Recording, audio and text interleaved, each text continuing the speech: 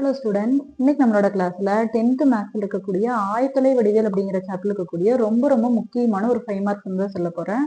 இது பயிற்சி 5.4ல 9வது சம்மா இருக்கும். இது ஜூலை 2024 பப்ளிக் எக்ஸாம்ல கேட்டிருந்தாங்க. சம்ம என்னன்னு பாருங்களேன், ரொம்ப ஈஸியான சம்மு தான். ஒரு 2 நேர்கோடுகளோட சமன்பாடுகள் கொடுத்துருக்காங்க.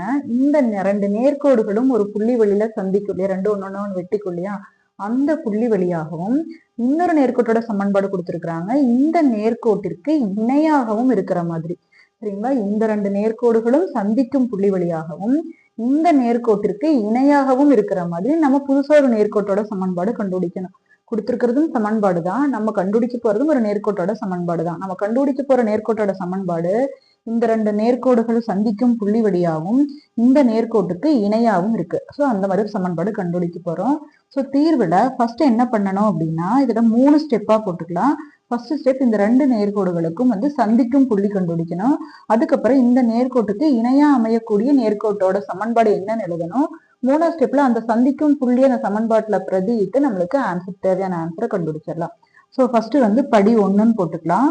படி 1ல நம்ம என்ன கண்டுபிடிக்க போறோம்னா, சந்திக்கும் புள்ளி கண்டுபிடிக்க போறோம். எது ரெண்டுக்கும்? ஃபர்ஸ்ட் 2 சமன்பாடு கொடுத்துருக்காங்க இல்லையா, அந்த ரெண்டுக்கும் சந்திக்கும் புள்ளி கண்டுபிடிக்கலாம். ஸோ ஃபர்ஸ்ட் 2 சமன்பாட்டை எடுத்து எழுதுங்க. என்ன சமன்பாடு? 7x + 3y = 10, 5x - 4y = 1. இது சமன்பாடு 1, இது சமன்பாடு 2ன்னு குறிச்சுக்கோங்க. இந்த ரெண்டுக்கும் தீர்வு கண்டுபிடிக்கணும். தீர்வு கண்டுபிடிக்கணும்னா ஒண்ணு எக்ஸோட கெழுக்கள் சமமா இருக்கணும், அல்லது ஒய்யோட கெழுக்கள் சமமா இருந்ததுன்னா அதை நம்ம கேன்சல் பண்ணி எக்ஸ் மதிப்பு கண்டுபிடிச்சிட்டு, எக்ஸோ அல்லது ஒய்யோட மதிப்போ கண்டுபிடிச்சு அதை கொண்டு போய் பிரதியிட்டு ஒய்யோட மதிப்பு கண்டுபிடிக்கணும். எக்ஸை மதிப்பு கண்டுபிடிக்கிறத தீர்வுன்னு அர்த்தம். அந்த தீர்வுல சந்திக்கும் புள்ளியா இருக்கும். ஸோ இதுல பாருங்க, எக்ஸோட கெழுக்களும் சமமா இல்லை, ஒய்யோட கெழுக்களும் சமமா இல்லை.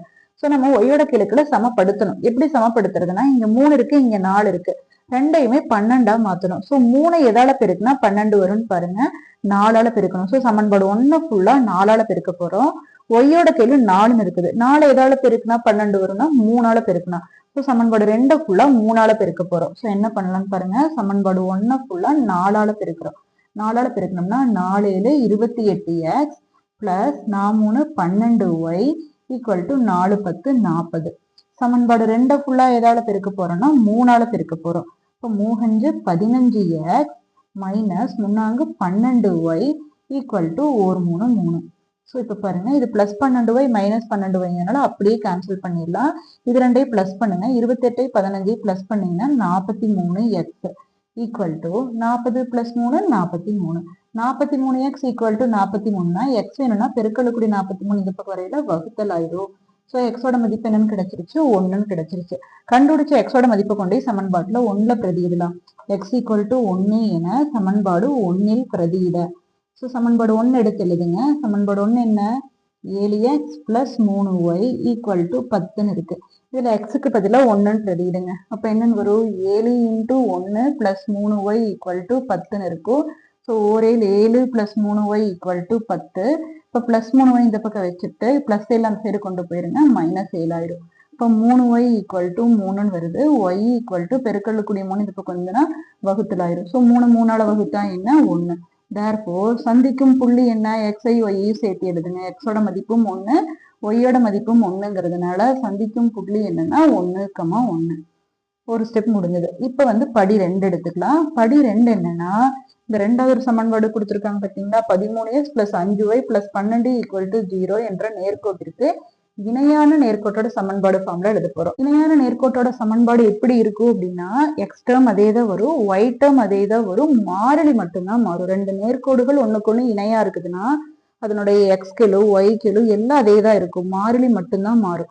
ஸோ இந்த நேர்கோட்டிற்கு இணையான நேர்கோட்டோட சமன்பாடு என்ன வடிவத்துல இருக்கும்னா, 13x + 5y, மாறிலி மட்டும் என்ன வரும்னு தெரியாதுங்கிறதுனால +k = 0ன்னு எழுதிக்கணும். இப்ப இந்த நேர்கோடு இந்த சந்திக்கும் புள்ளி வழியா போகுதுன்னு நம்ம எடுத்துக்கிட்டோம் இல்லையா. ஸோ இது 1, 1 வழி செல்வதால், இது 1, 1 வழி செல்வதால் நம்ம கண்டுபிடிக்க போற சமன்பாடு இதுதான். இந்த சமன்பாடு அந்த சந்திக்கும் புள்ளி வழியா தானே போகுது. ஸோ அதுல எக்ஸுக்கு பதிலாக 1னும் ஒய்க்கு பதிலாக 1னும் பிரதியிடலாம். So 13 × 1 + 5 × 1 + k = 0. So 1 13 13 + 1 5 5 + k = 0.